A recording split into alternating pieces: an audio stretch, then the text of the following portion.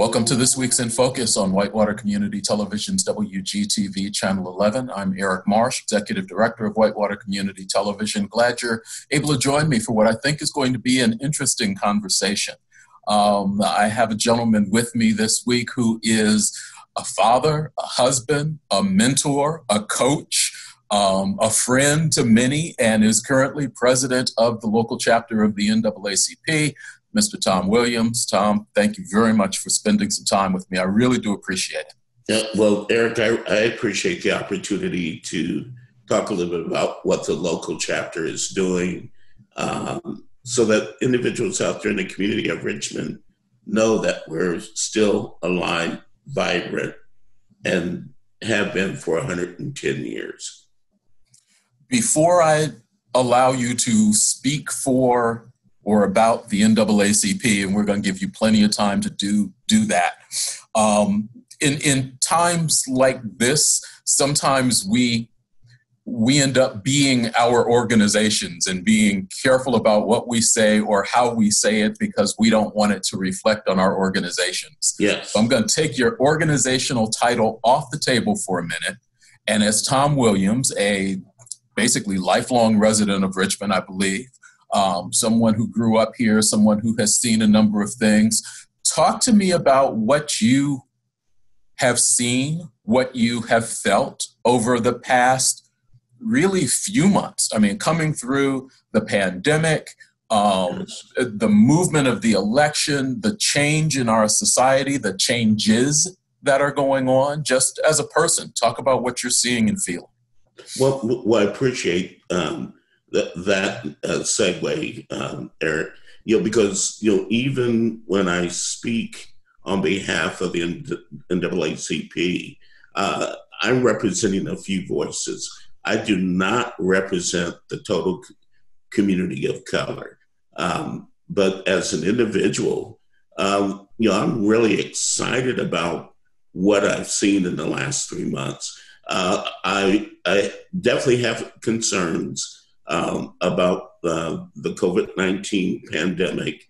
I am an African American who suffers from underlying medical conditions. And as we've heard in the news, the African American community has been probably the hardest hit, and the community of color, because of our underlying conditions. And one of the things that COVID-19 has shown a strong light on is the need to improve or correct the healthcare disparities.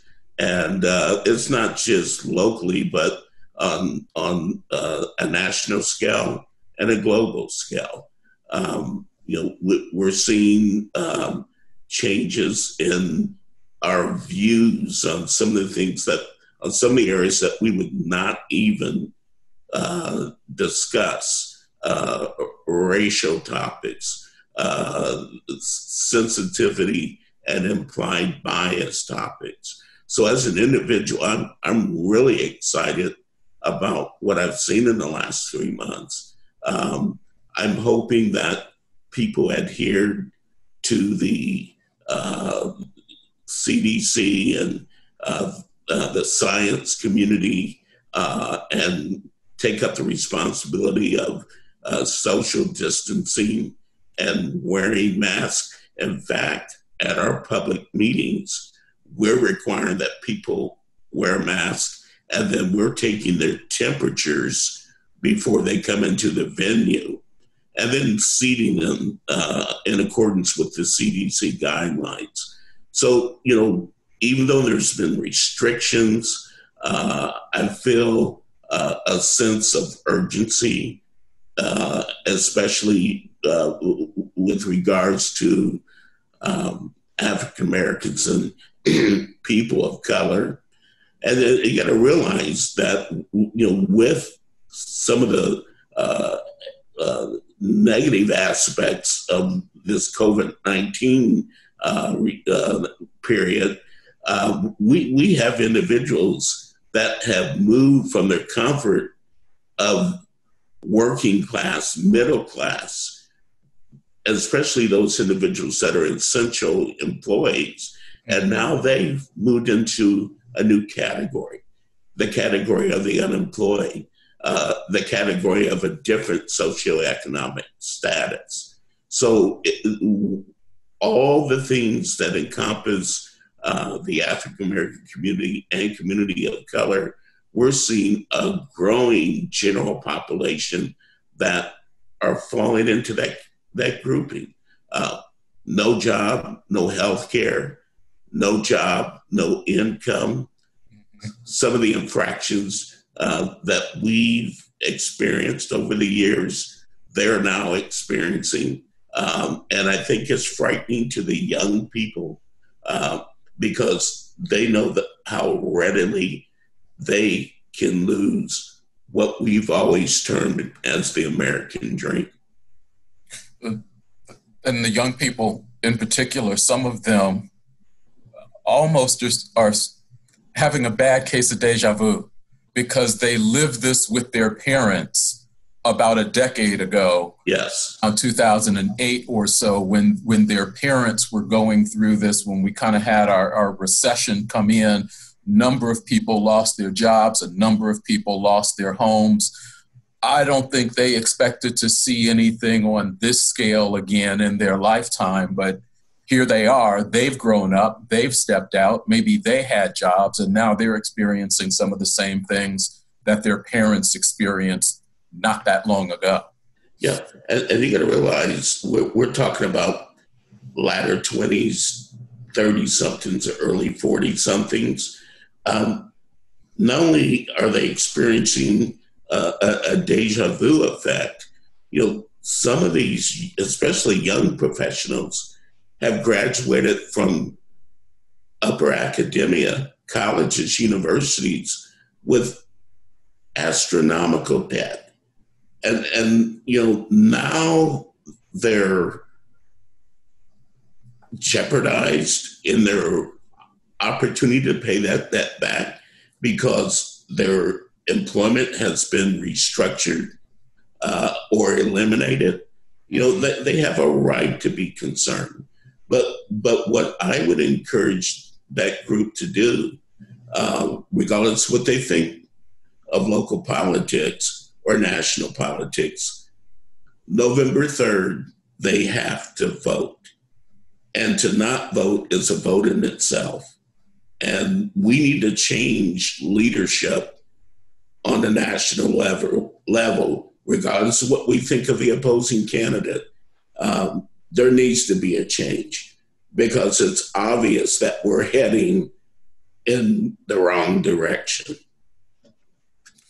Talk for us a little bit. There's a few things during my time with you here that I kind of want to get into, but let's start with the NAACP here locally. It is an organization that has, over the last decade or more, kind of had a number of starts and stops. Yes.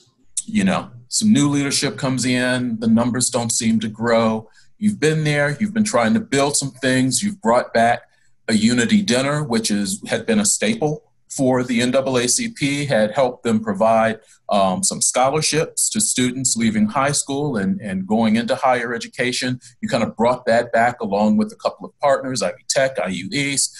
Talk a little bit about the NAACP here locally, where it stands right now, and what you're seeing in terms of changes in interest over the last couple of months. Yeah.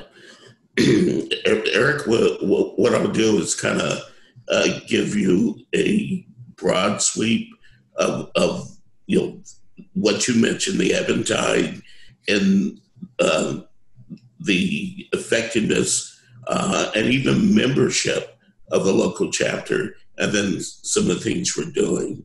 I can remember back in the 60s when the local chapter was in its inception. And one of the first leaders of my knowledge was Robert Smith, Bobby Smith. And he was a fiery, passionate leader of the chapter. And over the years, several different leaders, they developed programming, an annual fundraiser for the scholarships you mentioned, and I'll say a little bit about that here in a minute. But in the last 10 years, leadership changed and the organization sat dormant for almost 5 years. And around 2012, latter part of 2012, William Harris, now retired, approached me about how do we reinstate the local chapter. Every community needs one. So we were fortunate enough to have Bill Goins, the late Bill Goins, who was a national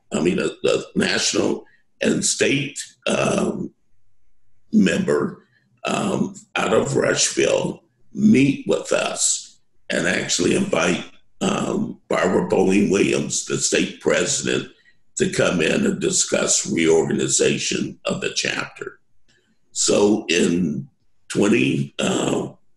I think it was 2015, we were able to secure the 50 members needed to reinstate the chapter. And at that time, the president was Larry Owens.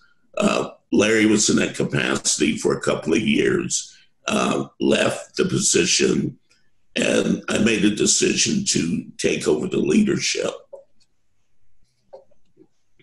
I knew then and there that restructuring was one of the things that we had to do. But first on the agenda was developing the partnerships that would garner success within the community of Richmond.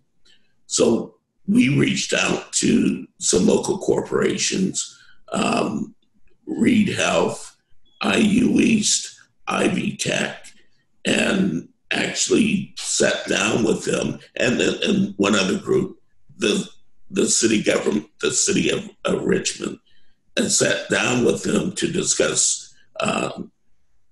how we would go about that. One of the things that came out from that meeting was the need to reinstate our annual fundraiser, the Unity Banquet. So the past 4 years, with the exception of this year, because it was curtailed because of the COVID-19 restrictions, we were able to have 3 successful annual events held at Reed Health. And one of our first speakers, keynote speakers, was Charlie Nowns, former chancellor of IU East. And many of you know Charlie, exceptionally bright gentleman with a passion for education and a proponent for change. So it was well attended, and so have the subsequent annual events. One of the other opportunities came with a partnership with Reed Health. Due to the tight employment numbers and local employers, wanting to increase the number of applicants, we were able to establish a career and opportunities fair, working with the local chamber, Reed Health. For the last 3 years, at least 40 employers seeking candidates for their organizations. And then because we entitled it Opportunities Fair, we included IU East and Ivy Tech, offering information about education, technical training, resume writing services. And we also brought in some of the mental health agencies to deal with those roadblocks that applicants would have, how to deal with substance, how to deal with anxiety, depression, because a lot of times the candidates wouldn't apply because of those needs not being met. So we try to make it a well-rounded event. What sprung from that, because of our relationship and partnership with the city of Richmond, we gathered Ivy Tech, IU East, Richmond Fire Department, Richmond Police Department, and city government in a meeting to discuss how we can improve the diversity of their workforce. And I mentioned Charlie Nels. When I worked as an employment manager / recruiter for Reed Health for over a decade, hated to leave the position, but my health issues warranted that. But Charlie Nels was on the board of directors, and we implemented a program there, basically based on the theory of developing a pipeline. For instance, Reed Health needed nursing candidates, and we needed nursing candidates of color. Why not build your own? Get into the local school systems, introduce the profession, find out what students would be good candidates for the local programs, and get them in the programs. Have the hospital that was in need assist that student. Well, we take that same concept, met with Dr. Mindy Parker of IU East, and developed the Dory Program. And that acronym stands for Diversity Oriented Recruitment Initiative.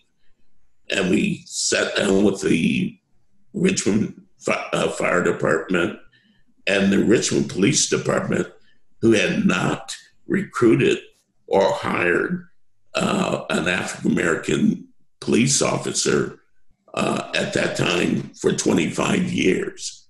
And I think Tim Davis might have been the last officer of color hired, and discuss how we could get students in their cadet programs, in their Explorer post programs, and then because of the funds raised through our annual Unity Banquet for Scholarships, be able to supplement their cost, which seemed to be the major roadblock. I think it was $850 for a person to participate in the Richmond Fire Department Cadet Program. And I may be wrong in that, but there was a cost involved that was an impediment for that young person or young adult engaging in that program. But as I mentioned earlier about membership, one of the issues with low membership, and I'm so glad the energy is there and we're seeing more involvement and more memberships, is that with low membership, you got to have manpower to do those types of programming. Right. So we kind of put it on the back burner. But I just recently had a discussion with each one of those agencies, Sheriff's Department included, on letting them know that we're ready. So we're going to be reinstating. I don't know how school is going to look once they're back in session, but getting our troops into the school system and start recruiting candidates for all those areas. I think one of the things that will help with the recruitment of police officers, and I know there's a community group within the police agency that develops better relationships with the local residents, with that, the young people and possible prospects, is to support them in their efforts. The more they communicate, the more the young people know the officers that make up the local police force, and the less they would be intimidated on either side when an engagement takes place. And I know that you had talked with my pastor, Pastor White, about some of those issues, but the more you communicate, the more comfortable individuals feel, the mutual respect that's generated garners a better outcome. And we're just trying to make sure that the local community understands that we still stand for the fair treatment and the non-biased treatment of individuals of color, but we stand for the rights of all individuals within the community. So hopefully reinstating the Dory Project, keeping our Unity Banquet intact and sustained, and an enlightened and re-energized push for the movement and a sustained conversation, regardless of how painful it is, we'll see a change. And we'll see a change that's generated that everyone in this community will benefit from. You're watching In Focus on Whitewater Community Television's WGTV Channel 11. We're having a chance to spend some time with Tom Williams, who is president of the local NAACP chapter. Talk to me for a couple of minutes, Tom, about the priorities of the organization and where the priorities of the national organization match up and where they differ with the priorities of the local organization. We know that to a certain extent, a lot of these issues sometimes are local. People talk about, police brutality, and you see it some in larger communities, maybe not so much in some of the smaller. It varies back and forth. So where some communities may have some issues with police, fire, some other people have more issues with government or housing. Where do these two organizations locally and nationally match up, and where do they divide a little bit? Well, you got to realize, even though Richmond's growing, we're kind of listed in most demographic categories as a rural community. So some of the issues that you see in larger metropolitan areas, like Indianapolis, Chicago, Minneapolis, LA, we may not experience some of the missteps or toward situations that we witness in our nightly news, but there are some things that are relative. Legal redress is one area that the national and local chapters have consistently pushed for. And that's if a person comes to us with a legal issue, we're not a legal agency. And to be honest with you, it's been 15 years or more since we've had a person that would either adjunctly or pro bono work as the legal redress rep for the local chapter. And that was the late Clyde Williams. So, it takes money to hire legal help. And in some of the cases that we deal with, we'll refer them to the state. But the best representation would be to hire a lawyer and have that person represented in court. So legal redress is one area where we match up. An area that we haven't had problems locally, but we see it on a national level, is that of voter suppression. It's obvious, and one of the most blatant examples that I've seen just recently in the local elections in Louisville, Kentucky. We're talking about a population of 600,000. And Eric, you tell me, how can you have one polling site? I don't care if it was the fairgrounds. You got to think the fairgrounds are located in an inaccessible area. Right. You've got people who how can have people, cars, can't travel. Cars, and even public transit cannot handle the volumes that need to be present to have a fair and representative election. So, voter suppression is an area. We know that the COVID-19 pandemic has highlighted more so now than in the past the disparities in healthcare. And, we're fortunate that locally there was formerly the Wayne County Minority Health Coalition, and they had programming centered around health disparities and how to correct those. And we're fortunate that when that entity left the city of Richmond, Reed Health picked up a semblance of one of their major platforms, and that was Medical Mondays.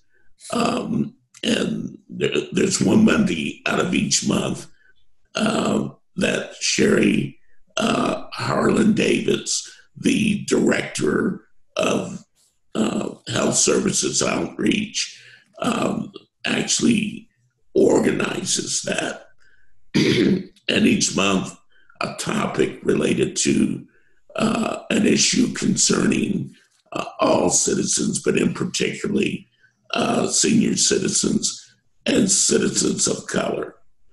And with that, we've had individuals that have had testimonials that the meetings and the platforms have actually helped them in pursuing treatment of, say, diabetes or a mental illness, or even how to deal with elder care.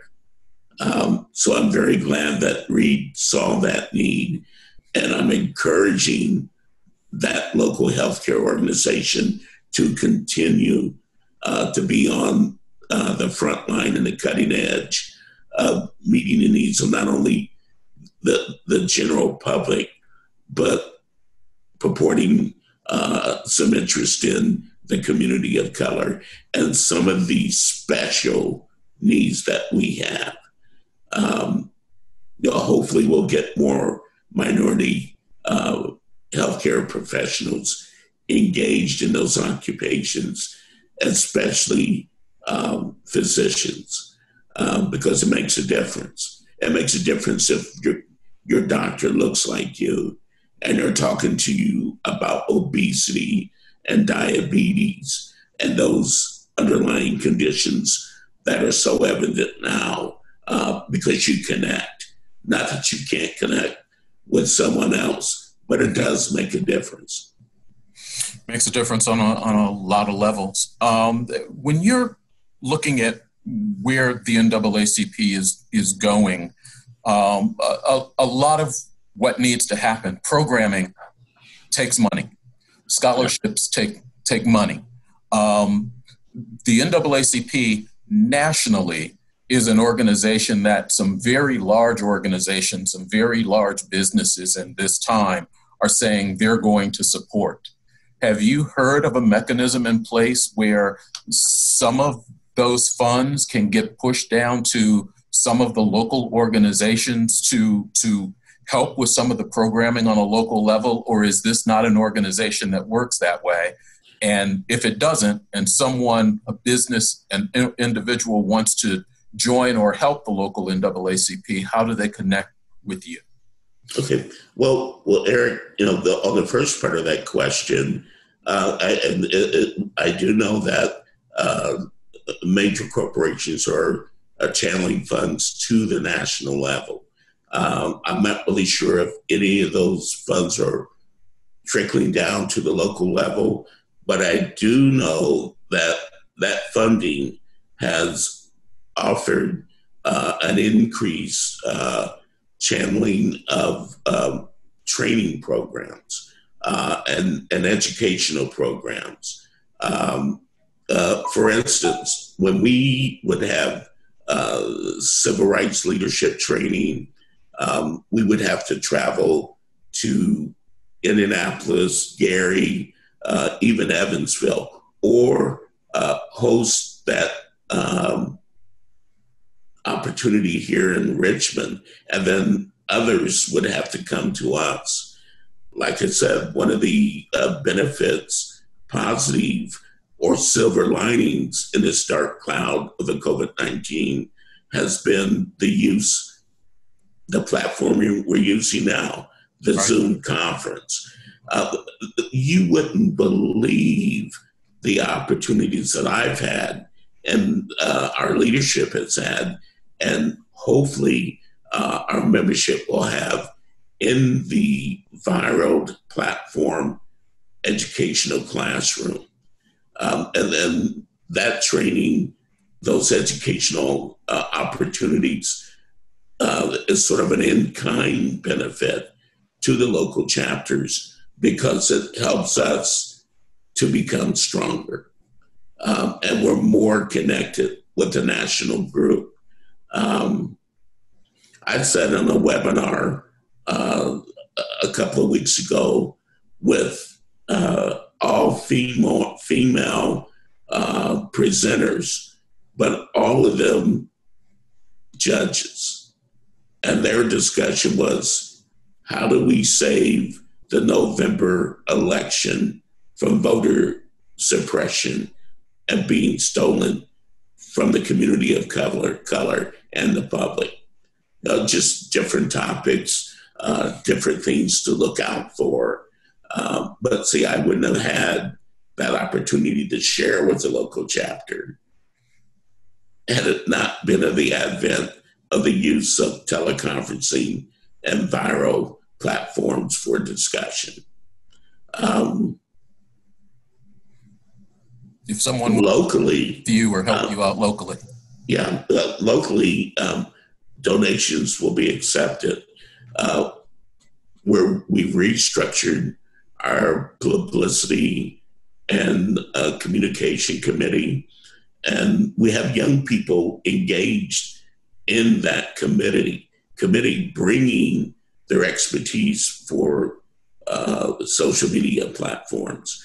So we have a restructured, more user-friendly Facebook page, and hopefully by the 21st of July, we'll have Richmond's first NAACP website, which will allow for a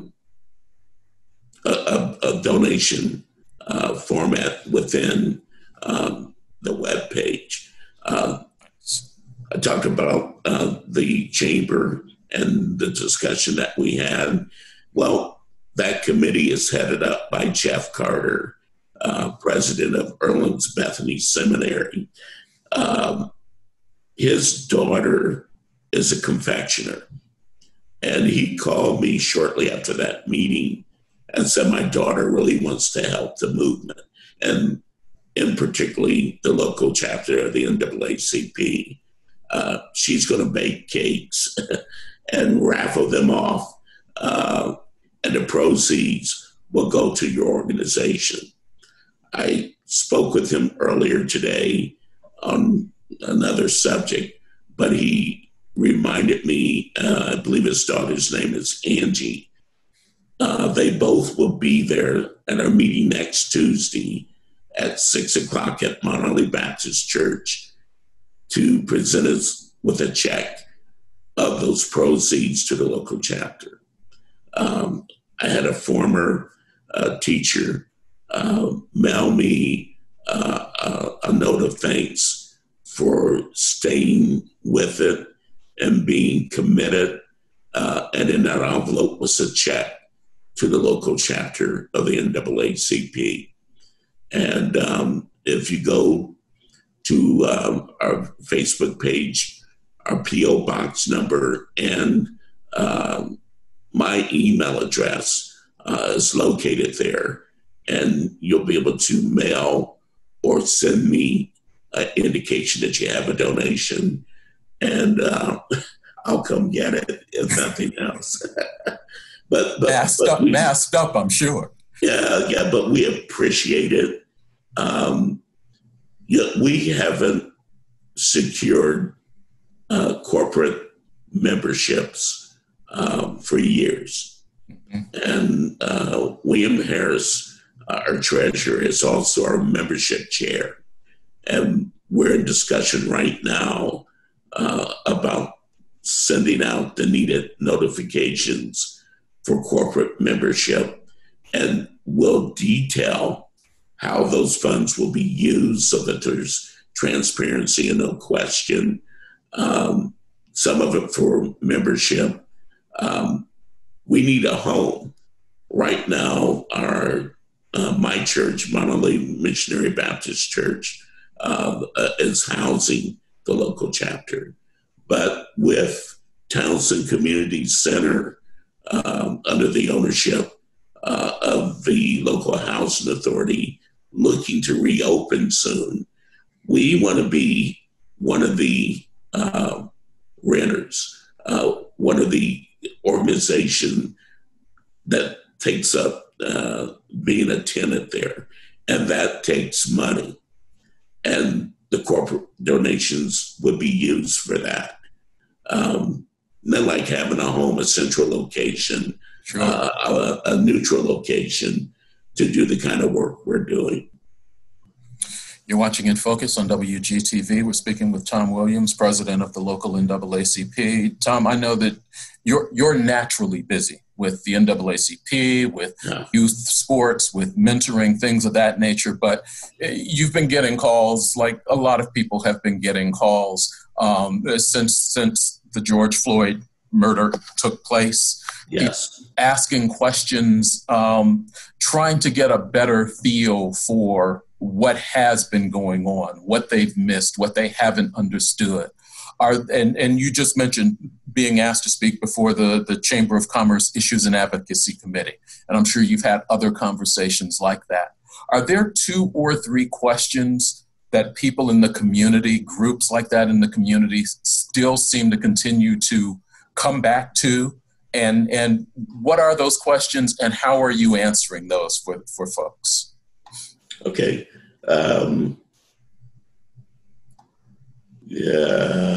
I think probably the major question is, because we have been dormant and we haven't had a prominent and consistent social media presence, is the NAACP still a viable entity in the community?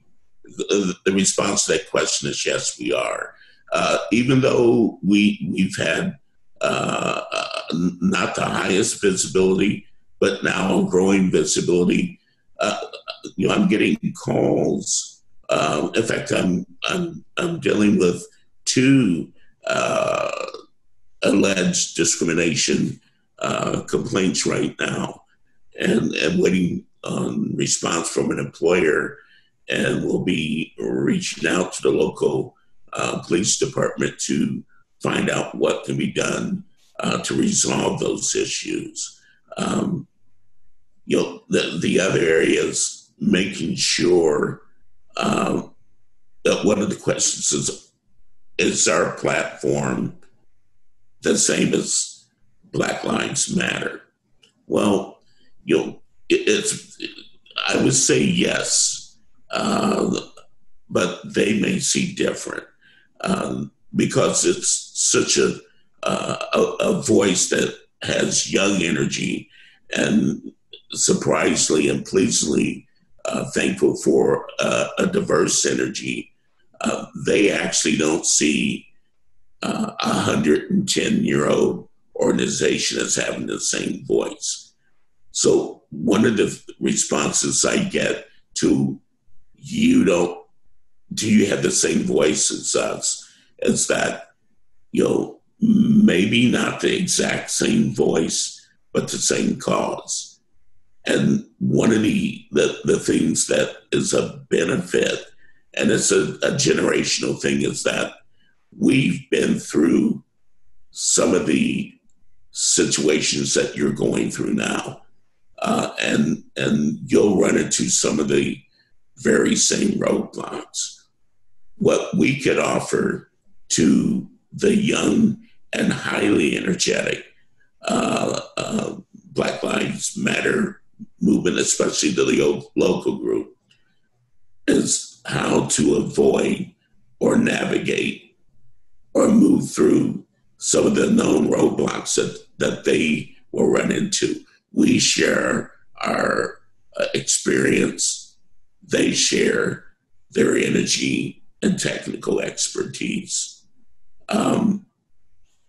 And finally, people always ask, and I don't know if it's to get me out of their hair or not, is to how I can become a member. And I share with them, what the membership rate is, what you get for that membership.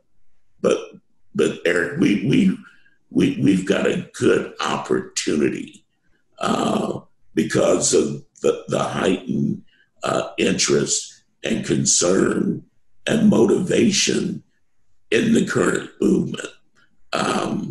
We have to realize that you can protest all you want, but until you go to the polls and vote, even though the protests are effective, I'm not saying that. If you don't go to the polls and vote, that protest becomes nothing but noise. What is the result? What are the anticipated and directed outcomes of the protest? Do you just create another protest? There are all things that a lot of things that are being considered. But knowing what you want, knowing what you can anticipate as an end result of having that one met. An example would be one of the big charges or questions, or I don't want to use a strong term like mandate, but request, is that of reorganizing or defunding local police or the police agencies in some of the larger municipalities. Know what that entails. Know what services that are going to be effective, and if you're defunding, where are those residual funds going to be used? I saw something interesting. The city of Denver has incorporated a mental health response team to their 911 calls, because not every 911 call requires an armed police response.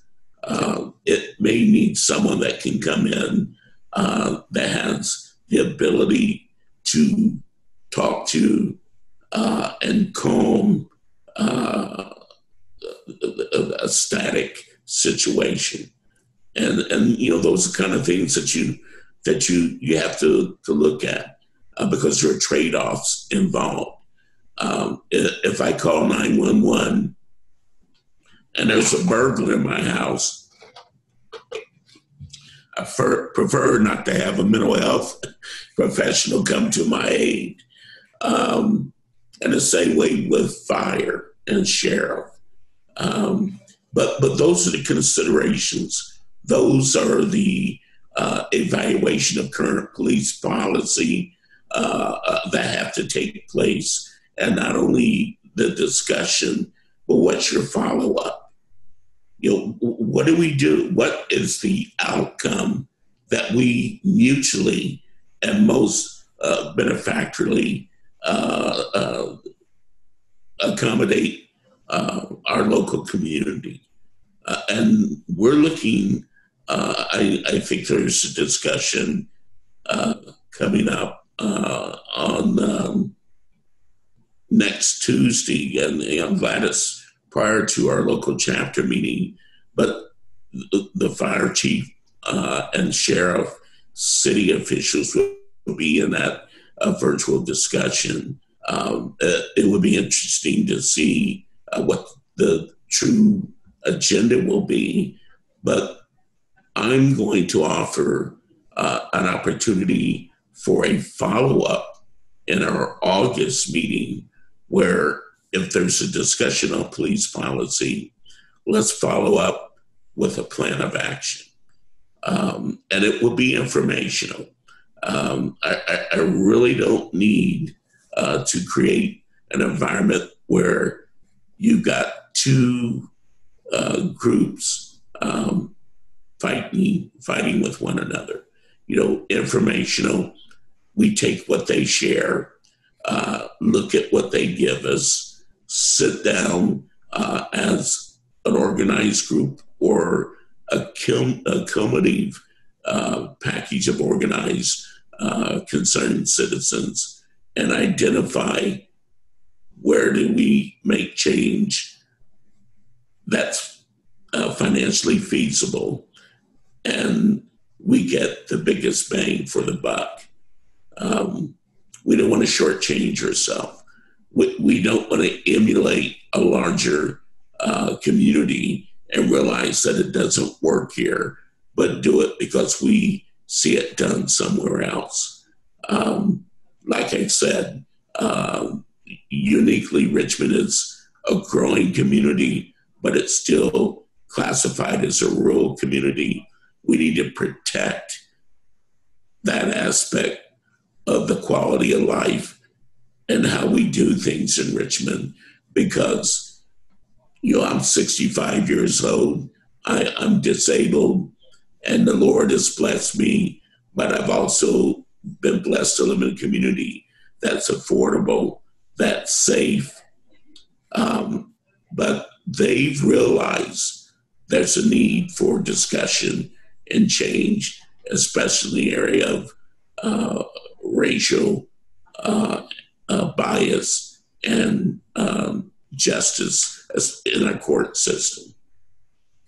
You're watching In Focus on WGTV Channel 11. We're down to our last 9 minutes or so with Tom Williams, president of the local NAACP. You mentioned the protests, the conversations that have been going on.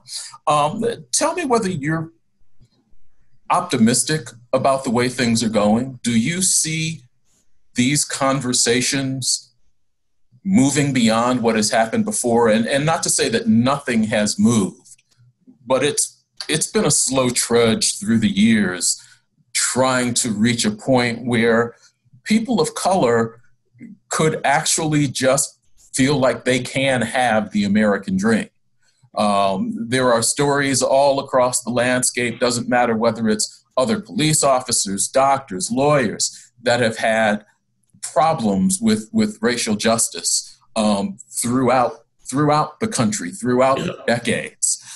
Is this sustainable, or is this just another period where we awaken a few people and then we go back to where things were? Well, Eric, my first response to that question is it depends on us. I like I said, I'm old enough to remember and witness via television and even regionally with some of the rioting and demonstrations in Dayton, Ohio. My father worked there, and I remember going over one Easter. In fact, it was the Easter after Dr. King and Robert Kennedy, that period of Easter celebration, going over to get our annual Easter outfits at Concord City. But, driving through West Dayton and seeing businesses boarded up with "Soul Brother" written on it, so that protesters would know that that was a Black-owned business. And then also seeing the military, the National Guard deployed. As a 9, 10-year-old, I might have been about 11. It was frightening. And then to see that same depiction in black and white on television at night. But what I see now is a critical need for communication, intra-communication, especially with those groups embattled in the cause. In retrospect, I can remember the NAACP, the SCLC, the Student Nonviolent Committee, the Nation of Islam, the Black Panther Party. You had all those groups, moving in a similar direction, wanting some of the same things. And I kind of akin it to having a choir. Say you had every choir member that had basically, but not the same lyrics. And they open up their mouths and they begin to sing, because everyone is saying something similar at the same time. It sounds like noise. People turn noise off. But if you get the same groups, Black Lives Matter, the NAACP, and I can't moniker the other groups that are out there, but if we pull together and come up with the talking points, the same reference, the same energy, you have a choir. You have a beautiful, strong, melodic voice that's not noise, that can't be turned off. We also have to look at, not getting frustrated and not getting fatigued. Okay, the 50s, 60s, and early 70s, we demanded better housing, better education, better employment. And I remember Richmond stepping up with the local factories, Wayne Works, Alcoa, Perfect Circle, opening up the doors and increasing the number of applicants, thus the number of employees of color in their ranks. Great jobs, great benefits. And folks from Tennessee, Kentucky, Alabama, the southern states, came to Richmond and were able to obtain some of those jobs. And some of those individuals that came from the southern states, because they had access to technical training and skills training before our local workforce contingency, they were better eligible, better candidates for some of the jobs that were available. So, making sure that we have a voice that's energized, that's consistent, that doesn't get frustrated. We want the older generation with experience rides the energy of the younger group. We learn and be patient and listen to the younger group to develop our skills, so that when we're working together, we're not befuddling them. It's like I call my son down here, who is a marketing specialist with Reed Hospital, to help me work through Facebook issues. And if he side-eyes me one more time, that conversation's going to end. But you see what I'm saying, Eric? Yep. We need to have a concerted voice, an energized voice, a sharing of generational information to close that gap so that we can move forward. So it's not just a moment, but a movement. I saw, we got so comfortable in the latter 70s and 80s, not in all areas of the country, but, for the most part, folks were able to gain employment. They were able to have a better life, a better standard of living, being able to purchase homes, even though there is still a gap in home ownership with African Americans and people of color in the general population. But I think we got a little bit comfortable with that. And we lost the zeal and the energy that allowed us to get to that point. Unfortunately, it's taken the public display of the murder of a Black man for all to witness, not only in this country, but nationally, to spark the energy. And almost as if it's a perfect storm to be locked down because of the COVID-19 pandemic, we had time to think about this.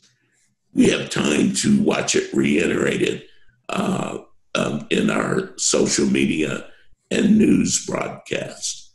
So we've had enough opportunity to see, digest, and if we're truly interested, start moving in a direction that creates a better Richmond, a better Wayne County, a better state of Indiana, a better USA. Tom Williams, president of the local chapter of the NAACP, I started this conversation by listing all the things that he is: father, husband, coach, mentor, but I've left off a good Bears fan. So I like that too. Yeah, hold on one second. Don't want to be corny. Keeping it close. Go Bears. Tom, I appreciate the time. It's always good to talk to you. Okay. Safe. Yeah, thank you very much, Eric. God bless and stay safe.